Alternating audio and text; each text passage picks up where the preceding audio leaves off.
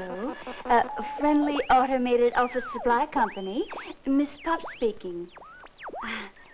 Yes, sir. I am your sales engineer. Well, sir, you certainly dialed the right number. This is Toner Headquarters. Mr. Kazoo, am I right in assuming that your call is somewhat in the nature of a complaint?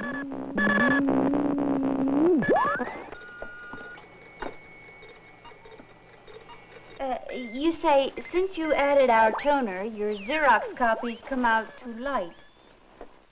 On Mondays and Wednesdays. Yes. And they're too dark on Tuesdays and Thursdays. What about your Fridays? Well, no. On my Fridays, I visit a sick aunt. About the toner, you feel the toner must be to blame. Mr. Kazoo, you've got to be kidding. I mean, well, put it this way. When your car's transmission breaks down, you don't blame the gasoline, do you? Yes, I do indeed think your trouble could be something else. Mr. Kazoo, do you know what really goes on inside that Xerox cabinet every time you push the copy button? I'd be glad to. Now, I'll turn on my monitor. And if you'll please activate your visual receiver. You mean it's been on all this time?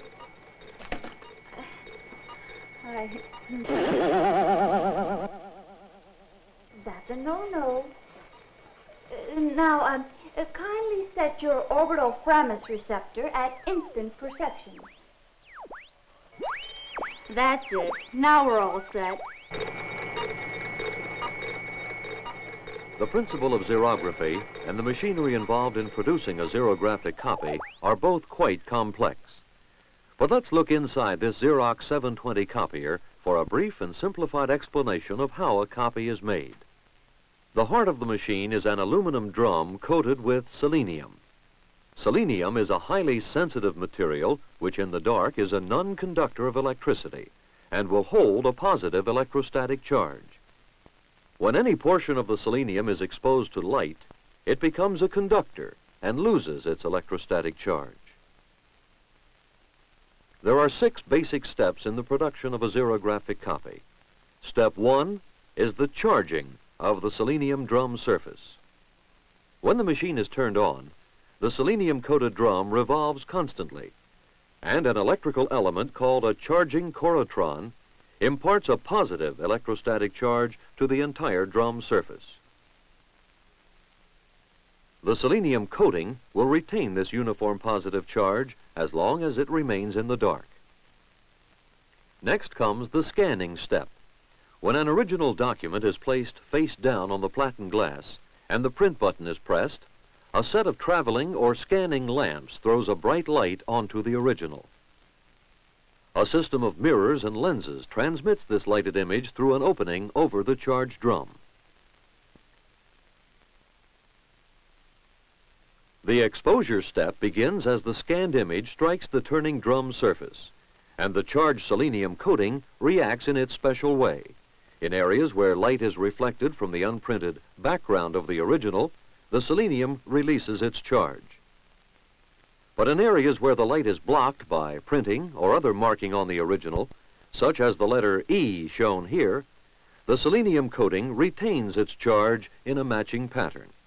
As a result of this exposure, the drum now carries an invisible reproduction of the original document. The next step is the developing of this into a visible image. This housing holds developer beads, which look like grains of sand and have a positive electrical charge. Xerographic toner, which might be termed a special kind of powdered ink, is slowly dispensed from the toner well and is picked up and held fast by the charged developer beads. The toner is destined to become the visible image on the copy, and the developer beads simply serve as transporters or carriers of the toner.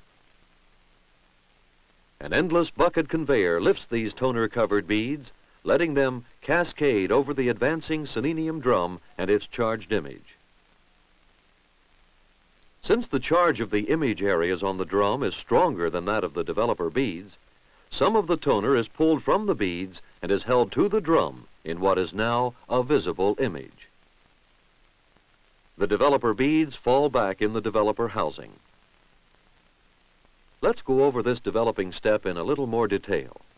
The toner particles have no electrical charge at all, as they drop from the dispenser into the developer housing.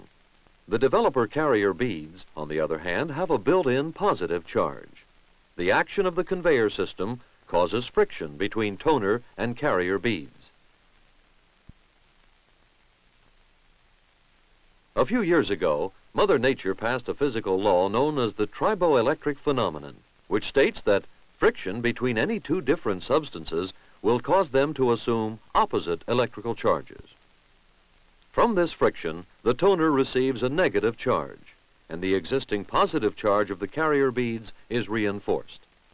Electrically speaking, opposites attract, and the toner now sticks tightly to the carrier bead. Only the stronger positive charge of the drum image areas will pull toner away from the carrier beads, creating a visible black image on the drum surface. Our letter E image, for example, will now be covered with a coating of toner, while the background area remains uncoated. The transfer step begins as a single sheet of blank paper is fed from the paper tray and passes in contact with the image area on the drum. Another electrical element, the transfer corotron, applies a strong positive charge to the paper.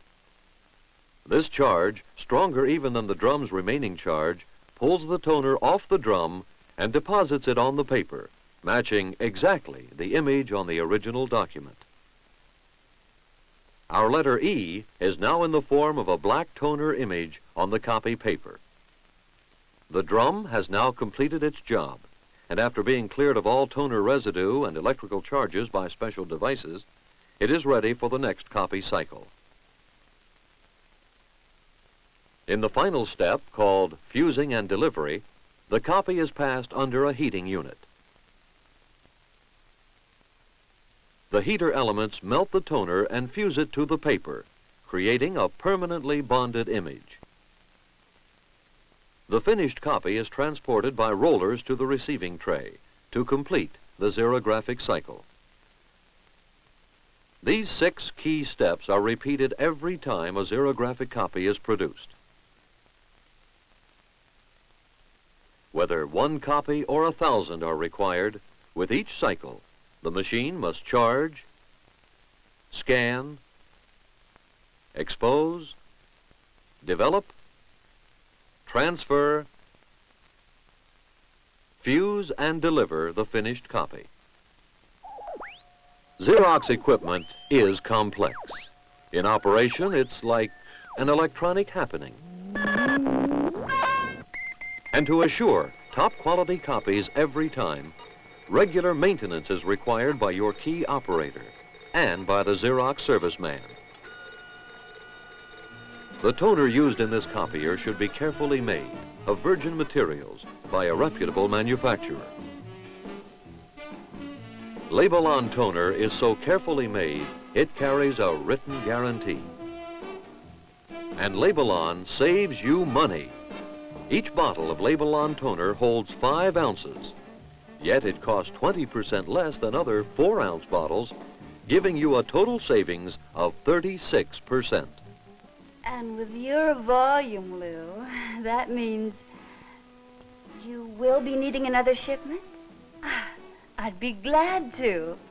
That's 24 cases of Labelon toner to be delivered by tonight? Your place? Okay, Lou, baby.